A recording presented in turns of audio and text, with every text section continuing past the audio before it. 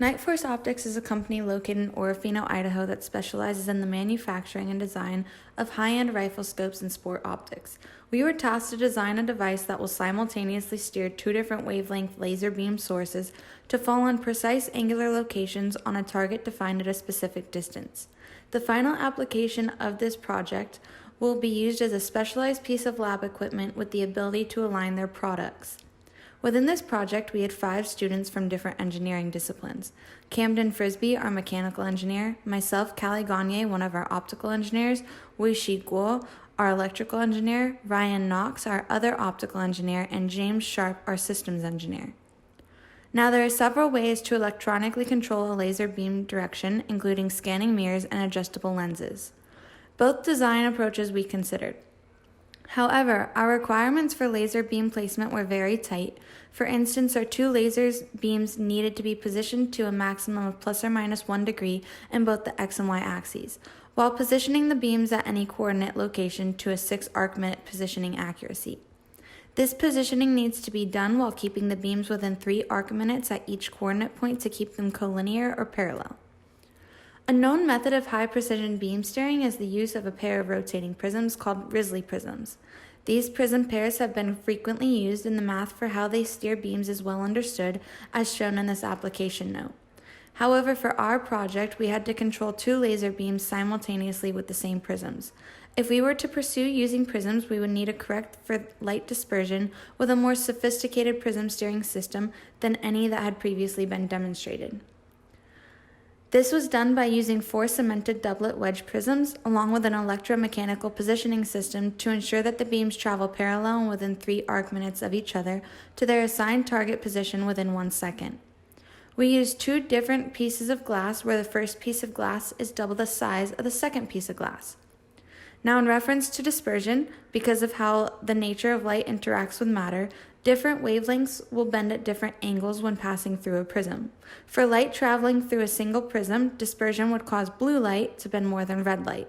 The different amount of refraction between the 2 different wavelengths is problematic. In order to overcome this issue, the 2 sources are oriented in such a way that the blue wavelength passes through the top of the 4 prisms, while the red wavelength passes through the middle of the system and all 8 pieces of glass. This is why, in order to correct for dispersion, the smaller prism is placed in the center and cemented to the first. The combination of glasses with different dispersive characteristics will allow the red and blue light to refract equally, causing the beams to travel parallel with one another, leaving the system. So the positioning requirement can be seen in the top left, where we have to deviate the beam a maximum of plus or minus 1 degree. And in the bottom right, you can see our colinearity requirement, where the difference in angle between the 2 beams has to be less than 3 arc-minutes. We use non-sequential ZMax and optical design software in order to analyze the performance of the system. We modeled our prisms and then set up detectors at certain distances away from the last prism.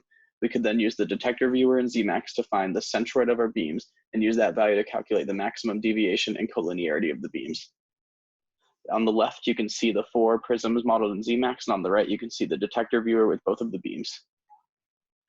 For colinearity, as you can see with the diagram on the bottom, in order to get accurate results, we had to make sure that the beams subtended the same angle on each detector at different distances. This was done by changing the resolution or pixel size of each detector in ZMax. For the colinearity values, the detectors were set up to have 1 arc-minute resolution. The results from ZMax show that we theoretically can get a colinearity value of 0.0438 arc-minutes, so we should pass our colinearity requirement. For our 1 degree maximum steering requirement, we found that a 14-degree counter rotation would deviate the beams 1 degree, so the requirement could be easily met by our system. The beams travel through the cemented Risley prism at a distance of 9.5 millimeters apart. When they come out of the prism, they will have both deviated a total of just over 2 degrees from their original axis of travel. When the prism is rotated, the beam will scan a circular pattern correlating directly to the angle of rotation of the prism. When the blue beam is introduced, it will also form a circular pattern that is located exactly 9.5 millimeters higher than the red beam. Instead of using all 4 of our prisms to steer the beams in a larger circle, the prisms can be split into pairs of 2 and used to control linear movement of the beam in both the X and Y directions. In order to create linear movement in the X direction, a set of 2 prisms are positioned in a home position as shown. In this position, it can be seen that the signs of the beam deviation cancel out and cosine values are at 0. If the prisms are counter-rotated perfectly, it can be seen that the signs of the beam deviation continue to cancel each other out will the cosines become additive. When this additive cosine value is multiplied by the beam deviation through the prism, the amount of linear deviation in the x direction is found. Linear travel in the y direction follows a very similar convention. However, in this case, the home position is set so that the cosines of the deviation cancel out and the sines are at zero values. When these prisms are perfectly counter-rotated, the cosines continue to cancel each other out and the sines become additive, resulting in linear travel in the y direction. Combining these two sets of prisms creates a steering system capable of linear travel in both the x and y directions through simple prism counter-rotation. To achieve this, the prisms were placed in Thorlab's electronic rotational mounts that were then placed into 3D printed brackets. The overall assembly uses a dichroic mirror to reflect the red laser at a 90-degree angle through the center of the prisms, while allowing the blue laser to pass through the assembly 9.5 millimeters above the red beam. In regards to our software, we came up with an algorithm in MATLAB that can calculate the angle that each mount should rotate given a user input in minutes of angle.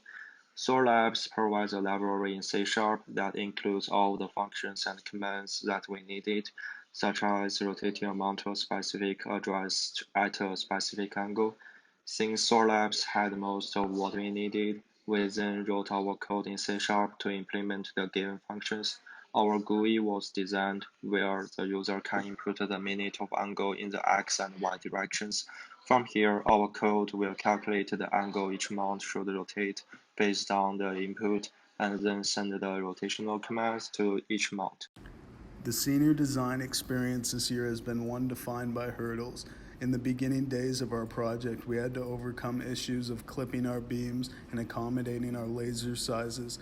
However, none of these everyday challenges compare to the ones we all had to face by the global pandemic. In response to the pandemic, we had to find a new solution in order to finish our project, 3D printing. In the end, we accomplished exactly what we set out to do, have a functioning project allowing us to finish what we started. Incorporating all of the designs, analyses, and codes, we ended up with a working project. Using an algorithm we designed in MATLAB, we can compare where on the target our lasers should land when inputting the target distance and the minutes of angle we wanted to move the beams. From this algorithm, we could determine if our beams were landing on the correct coordinate when rotated by our working code. Entering the same information from our MATLAB algorithm into our coded GUI, we could have the prisms rotate to any location within plus or minus 40 minutes of angle in both the x and y directions. As seen in the videos, our lasers stay parallel during travel from one angular location to the next, remaining 3 arc minutes from one another. These locations also match up with our theoretical values from our algorithm.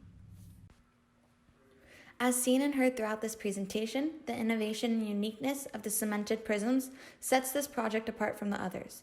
Through many analyses, preliminary tests, redesigns, and hurdles, we were able to create a successful working project. It combined already established technologies and ideas with new optical pathways, advancing our knowledge of beam steering. Thank you for listening.